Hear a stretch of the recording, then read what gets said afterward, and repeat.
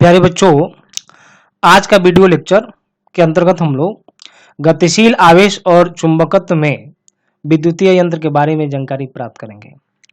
और यह जो विद्युतीय यंत्र का दूसरा पार्ट है, इसके पहले पार्ट में हम लोग गैल्वेनोमीटर के बारे में हम लोग जो जानकारी प्राप्त किए थे। गैल्वेनोमीटर है क्या है, धारामापी क्या है, शंट क्या है, और गैल्वेनोमीटर में धारामापी में कितना धारा प्रवाहित होगा, शंट में कितना धारा प्रवाहित होगा, शंट का प्रतिरोध कैसे निकालेंगे, ये सब जानकारी लिए थे। इसी इलेक्ट्रिकल इंस्ट्रूमेंट के दूसरे पार्ट में हम लोग दो और भी महत्वपूर्ण यंत्र के बारे में जानकारी लेना है। पहला है एमीटर और दूसरा है वोल्ट मीटर। फिर इसी के अंतर्गत हम लोग एमीटर को वोल्ट मीटर में कैसे बदलेंगे और वोल्ट मीटर को एमीटर में कैसे बदलेंगे, इसके बारे में भी जानकारी प्राप्त करेंगे। तो देखिए, सब हम लोग शुरुआत करते हैं यहाँ पर एमीटर का।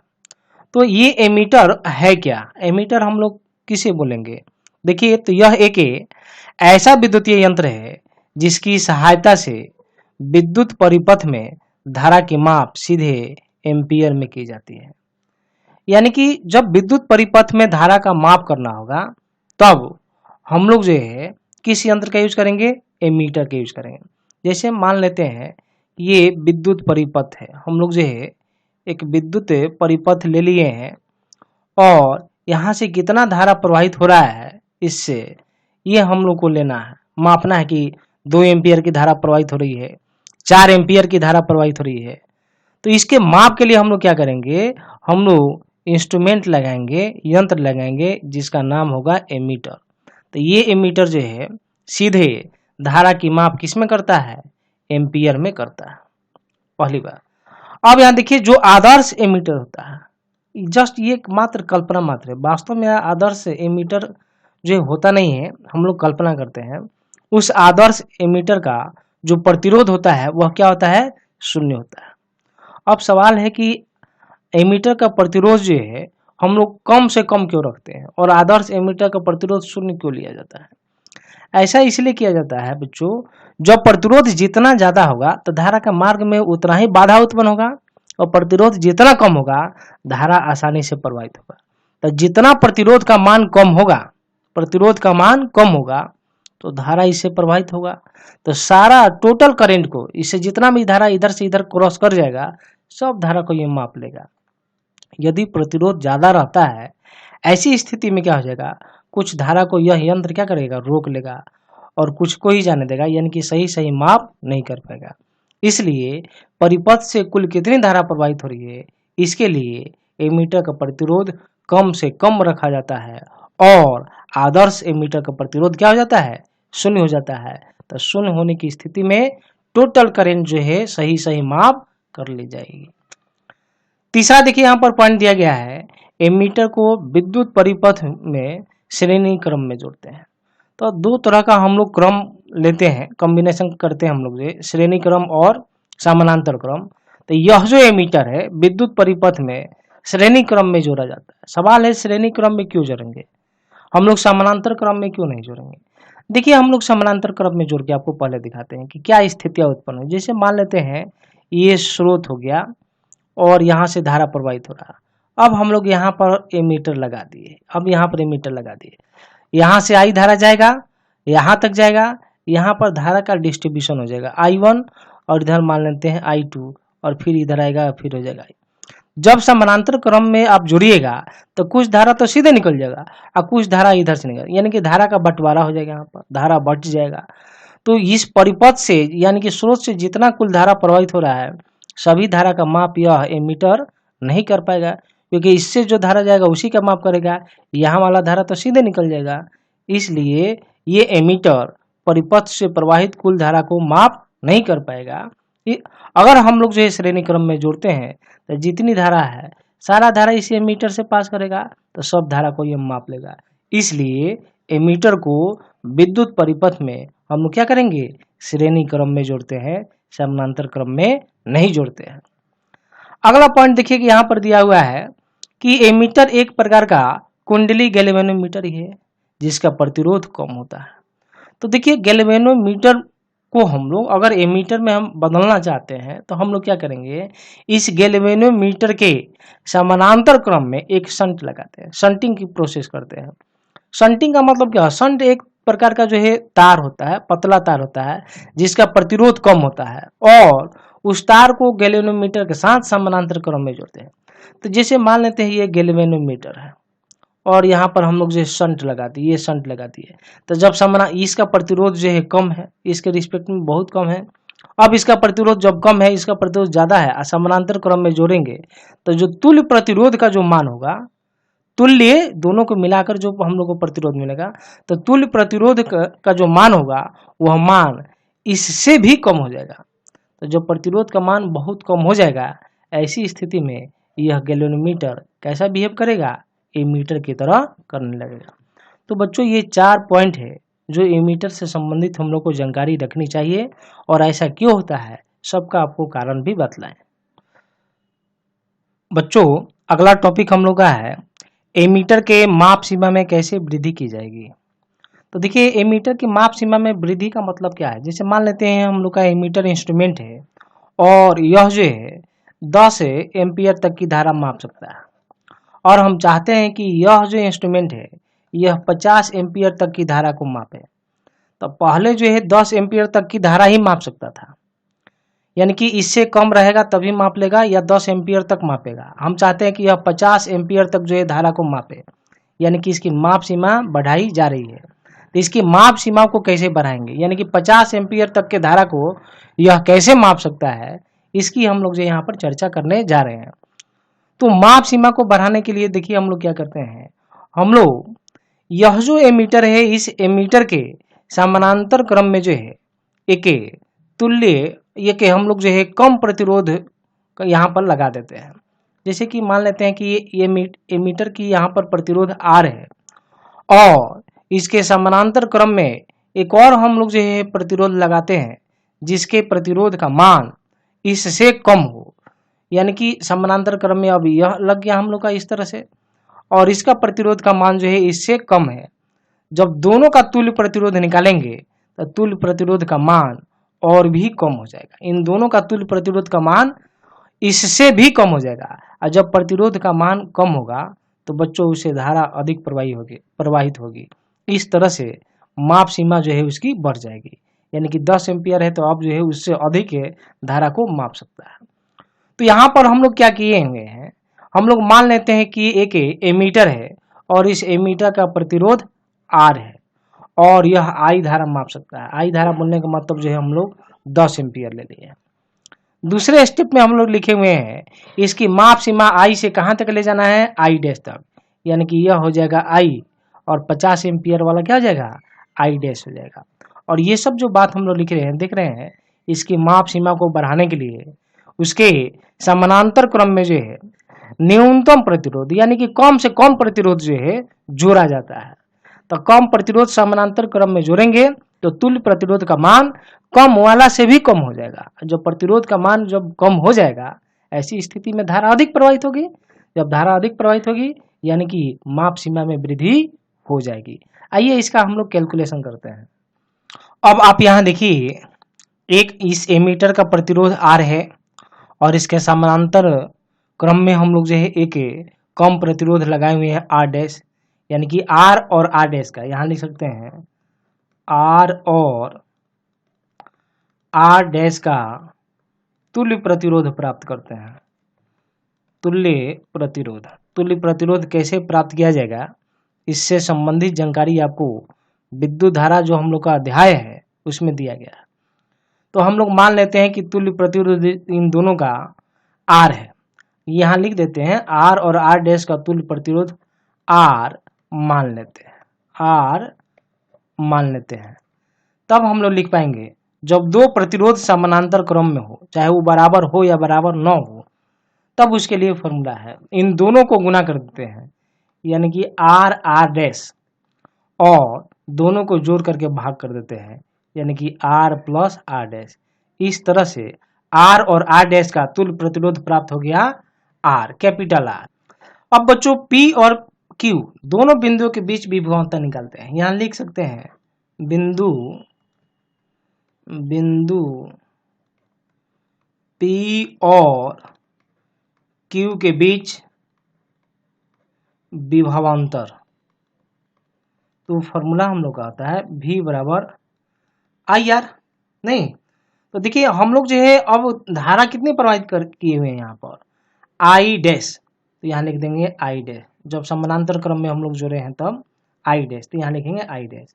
R, तो R ये हुआ है तो यहाँ पर हम लोग रख सकते हैं I डैश और कैपिटल R का ये वैल्यू रखेंगे R dash by R plus R dash. इसको आप मान लीजिए समीकरण फर्स्ट, तो हम लोग मान लेते हैं समीकरण फर्स्ट। अब हम लोग क्या करते हैं, प्रारंभ में हम लोग लिखते हैं प्रारंभ में बोलने का मतलब जब यह R डैश हम लोग समानांतर क्रम में नहीं जोड़े हैं, प्रारंभ में P और Q के बीच विभवांतर,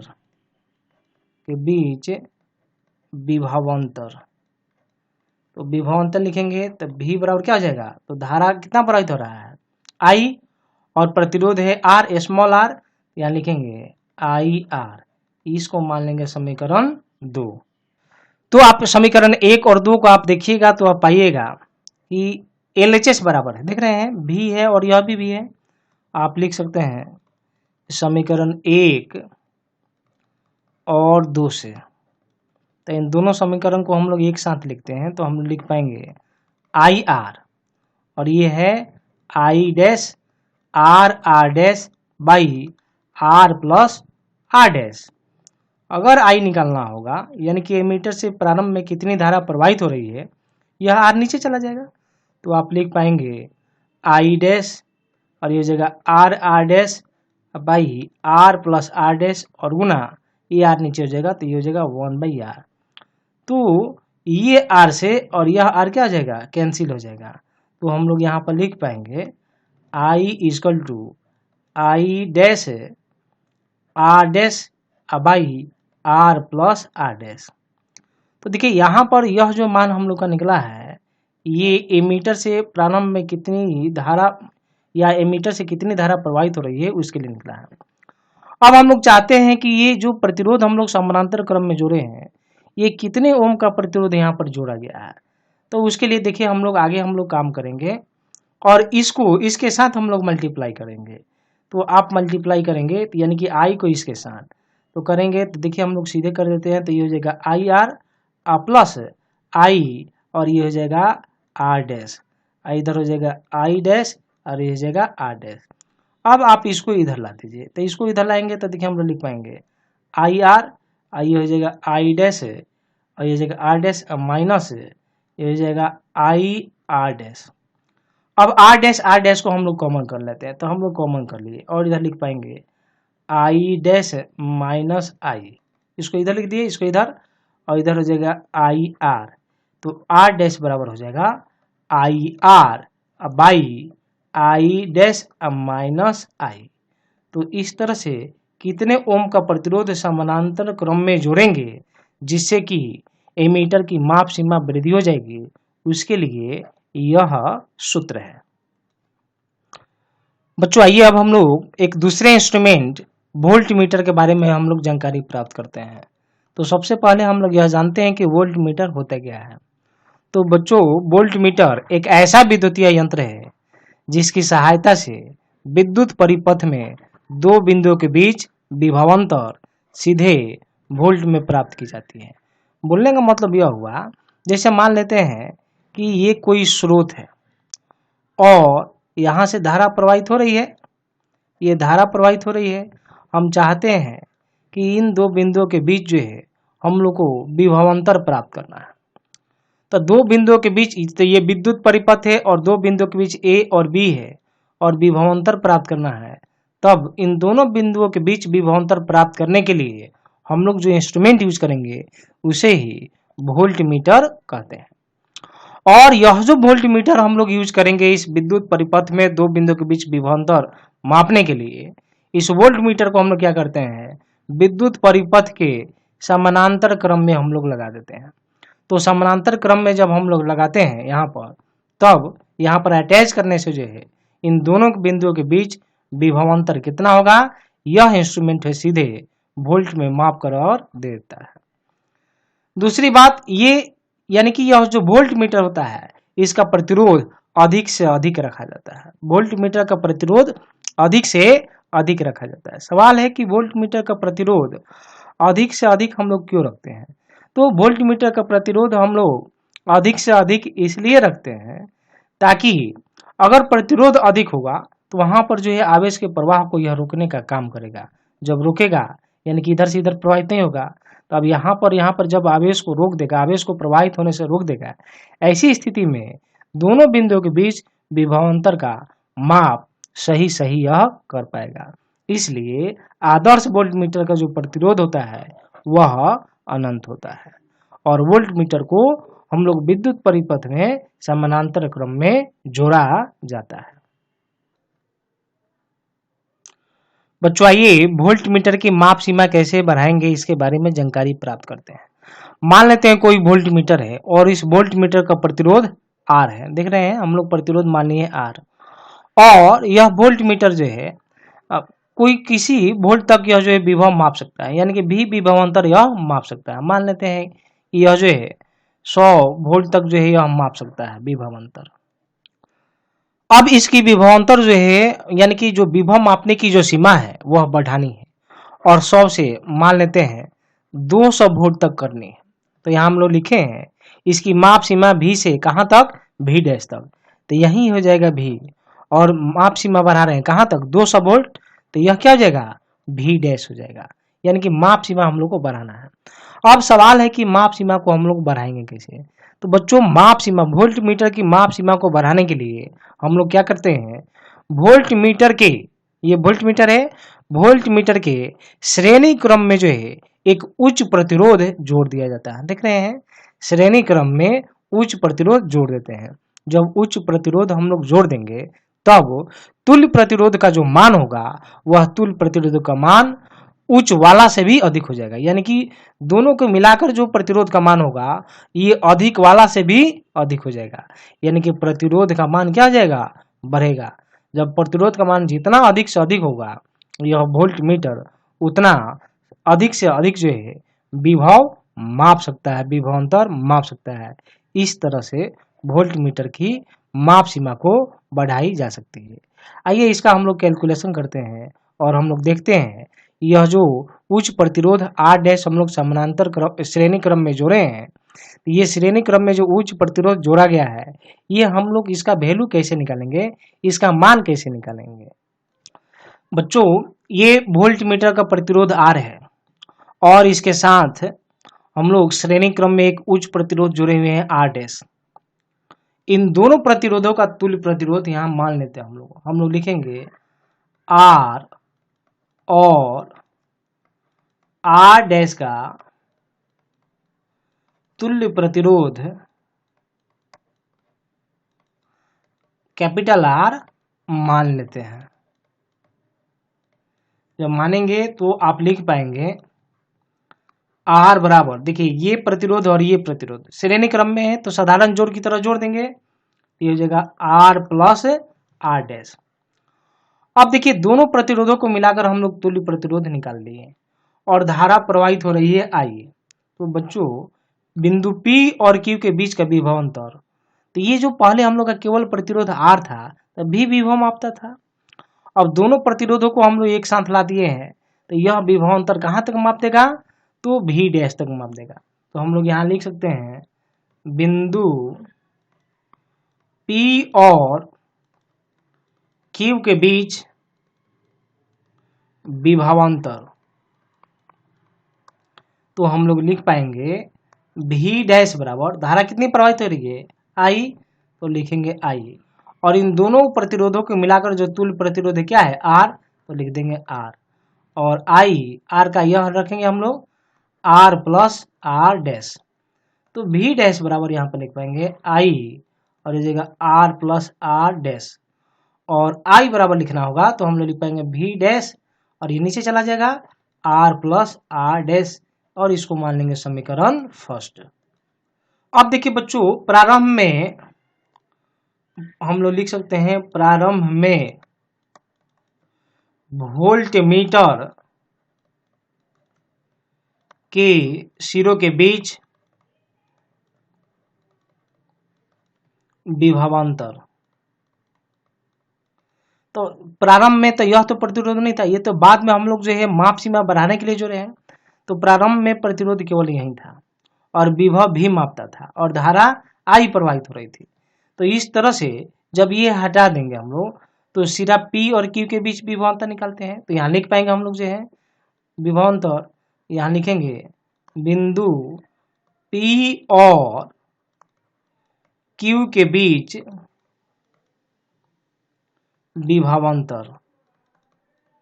थोड़ा सा इसको और स्पष्ट कर दिया हम लोग तो लिख पाएंगे V बराबर, क्योंकि चूंकि यह भी विभव माप पा रहा था और धारा I प्रवाहित हो रही थी IR, और इसलिए I बराबर लिखेंगे तो ये R नीचे चला जाएगा तो ये जगह V बाई R, ये हो जाएगा समीकरण 2। तो बच्चों समीकरण 1 देख रहे हैं आप और समीकरण 2 दोनों को देखेंगे तो LHS LHS समान है, यहाँ भी आई है यहाँ भी आई है।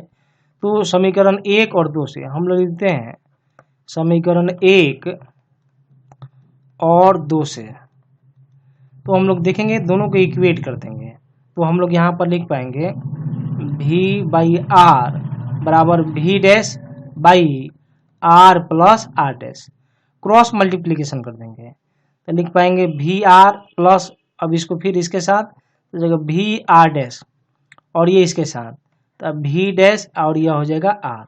अब इसको इधर आप लेके चले जाएंगे तो VR डैश बराबर, तो ये इधर लाएंगे तो ये जगह V डैश R और माइनस VR, तो यहाँ पर R कॉमन है तो V डैश माइनस V और ये हो जाएगा R। हम लोग को R डैश का मान निकालना है तो देखिए यहाँ पर हम लोग लिख पाएंगे यहाँ पर R डैश बराबर, तो यह भी नीचे चला जाएगा लिख पाएंगे V dash minus V by V और गुना क्या हो जाएगा R।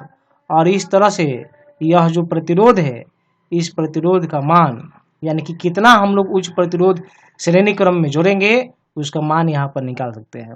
जब यह मान निकल जाएगा तो इस तरह से वोल्ट मीटर की माप सीमा में वृद्धि की जा सकती है। अब बच्चों देखिए यहाँ पर एमीटर को वोल्ट मीटर में कैसे बदला जाएगा। तो एमीटर को वोल्ट मीटर में बदलने के लिए सबसे पहले आपको एमीटर और वोल्ट मीटर के बारे में जानना होगा। एमीटर का प्रतिरोध निम्न होता है, यह जो एमीटर होता है इसका प्रतिरोध R क्या होता है निम्न होता है यानी कि कम होता है, और जो वोल्ट मीटर होता है इस वोल्ट मीटर का जो प्रतिरोध होता है जो R होता है वह क्या होता है उच्च होता है। तो पहले ये दिमाग में आपको होनी चाहिए कि इसका प्रतिरोध क्या होता है, इसका प्रतिरोध कम इसका प्रतिरोध अधिक रहना है। अब एमीटर को वोल्ट मीटर में बदलना है तो हमारा पर्पस है कि हम लोग जो है कैसे हम लोग जो है प्रतिरोध के मान को बढ़ाएं। तो यह मान लेते हैं कि कोई एमीटर है और इसका कुछ प्रतिरोध है मान लीजिए R और इसका प्रतिरोध हम लोग को बढ़ाना है। तो प्रतिरोध बढ़ाने के लिए हम लोग क्या करेंगे, तो दो चीज होती है। पहला चीज समानांतर क्रम में प्रतिरोध जोड़ेंगे कि श्रेणी क्रम में जोड़ेंगे। देखिए समानांतर क्रम में हम लोग जोड़ेंगे तो प्रतिरोध का मान यानी कि तुल्य प्रतिरोध का मान और भी कम हो जाता है, और श्रेणी क्रम में जब हम लोग प्रतिरोध को जोड़ते हैं तो तुल्य प्रतिरोध का मान पहले से भी ज्यादा हो जाता है, यानी कि अधिक वाले प्रतिरोध से भी अधिक प्रतिरोध का मान हो जाता है। तो हम लोग क्या करेंगे एमीटर को वोल्ट मीटर में बदलने के लिए उच्च प्रतिरोध लेते हैं, उचित मान का उच्च प्रतिरोध लेते हैं और क्या करेंगे किसमें जोड़ेंगे श्रेणी क्रम में जोड़ेंगे। तो कोई प्रतिरोध ले लेंगे और ये R और ये प्रतिरोध क्या होना चाहिए उच्च होना चाहिए, अधिक मान वाला प्रतिरोध होना चाहिए और जोड़ेंगे। तो दोनों को जब हम लोग एक साथ लाएंगे तो मान लेते हैं तुल्य प्रतिरोध R डैश तो ये जगह R प्लस R। इस तरह से प्रतिरोध का मान इन दोनों को मिलाकर और भी बढ़ जाएगा। जो प्रतिरोध का मान जब अधिक हो जाएगा काफी अधिक हो जाएगा, ऐसी स्थिति में जो एमीटर है वह किस में तब्दील हो जाएगा वोल्ट मीटर में तब्दील हो जाएगा। और जो स्केल होता है यानी कि जो हम लोग जो इंस्ट्रूमेंट होते हैं उसमें अंकन होता है कि 10 एम्पियर 20 एम्पियर। अब उस स्केल का जो अंशांकन है पहले जो एमीटर वाला इंस्ट्रूमेंट होगा उसमें एम्पियर में होगा, अब हम लोग अंशांकन किस में कर देंगे वोल्ट में कर देंगे। इस तरह से एमीटर वोल्ट मीटर में बदल जाती है, वोल्ट मीटर में तब्दील हो जाती है। तो इसको ध्यान में रखना है, एमीटर को वोल्ट मीटर में बदलने के लिए श्रेणी क्रम में उचित मान का उच्च प्रतिरोध जोड़ दिया जाता है तो एमीटर वोल्ट मीटर में बदल जाता है। अब बच्चों देखिए हम लोग वोल्ट मीटर को एम्पियर में बदल रहे हैं।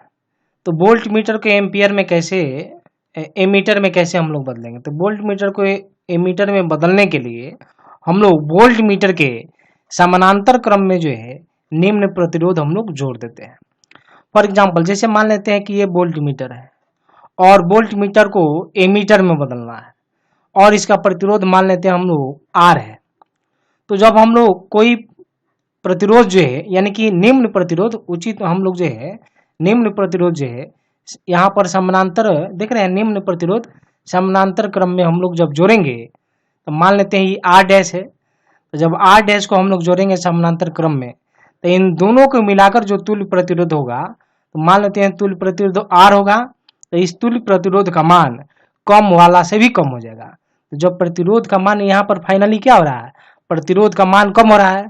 जब प्रतिरोध का मान कम होगा यानी कि प्रतिरोध के मान कम होने से उससे अधिक धारा प्रवाहित होगी, यानी कि वह वोल्ट मीटर किस में बदल जाएगा, एमीटर में बदल जाएगा। और जब वोल्ट मीटर रहेगा तो वहां पर स्केल का जो अंशांकन होते हैं वो वोल्ट में होते हैं। अब चूंकि आप वोल्ट मीटर को एमीटर में बदले हैं इसलिए हम लोग अब स्केल का जो अंशांकन है किस में कर देंगे, एम्पियर में कर देते हैं। इस तरह से वोल्ट मीटर एमीटर में तब्दील हो जाता है। बच्चों देखिए यहाँ पर गैल्वेनोमीटर को हम लोग बदल रहे हैं किसमें, एमीटर में। तो गैल्वेनोमीटर को एमीटर में बदलने के लिए क्या किया जाएगा, तो गैल्वेनोमीटर के समानांतर क्रम में, किस क्रम में, समानांतर क्रम में हम लोग निम्न प्रतिरोध हम लोग जोड़ देंगे। तो क्या हो जाएगा, जैसे कि मान लेते हैं ये गैल्वेनोमीटर है, यह गैल्वेनोमीटर है और इसके समानांतर क्रम में हम लोग जो है कोई प्रतिरोध जोड़ दिए हैं, निम्न प्रतिरोध। तो अब जो तुल्य प्रतिरोध होगा वो और भी कम हो जाएगा। तुल्य प्रतिरोध कम वाला से भी कम हो जाएगा। तो प्रतिरोध फाइनली हमारा कम हो जा रहा। तो प्रतिरोध जितना कम होगा तो हम लोग का वह एमीटर की भांति व्यवहार होने लगेगा। इस तरह से गैल्वेनोमीटर एमीटर में तब्दील हो जाएगा और स्केल का जो अंशांकन है वह एम्पियर में कर देंगे हम लोग।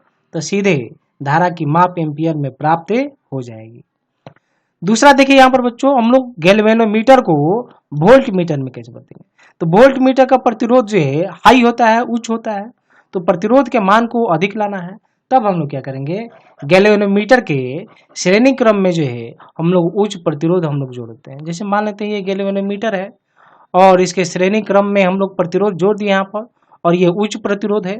तो फाइनली जो हम लोग का प्रतिरोध मिलेगा वह और भी अधिक हो जाएगा, अधिक वाले से भी अधिक हो जाएगा। यानी कि फाइनली प्रतिरोध का मान अधिक हो जाते हैं, बढ़ जाते हैं। जो प्रतिरोध का मान बढ़ जाएगा तो वोल्ट मीटर का जितना अधिक हम लोग अधिक से अधिक प्रतिरोध रखते हैं, इस तरह से गैल्वेनोमीटर वोल्ट मीटर में तब्दील हो जाता है। और बच्चों स्केल का जो अंशांकन है यानी कि हम लोग माप लेंगे, किस में माप लेंगे, वोल्ट में लेंगे, क्योंकि वोल्ट मीटर में बदल रहे हैं। तो स्केल का जो अंशांकन है वह वोल्ट में कर देते हैं। इस तरह से गैल्वेनोमीटर वोल्ट मीटर में तब्दील हो जाती है।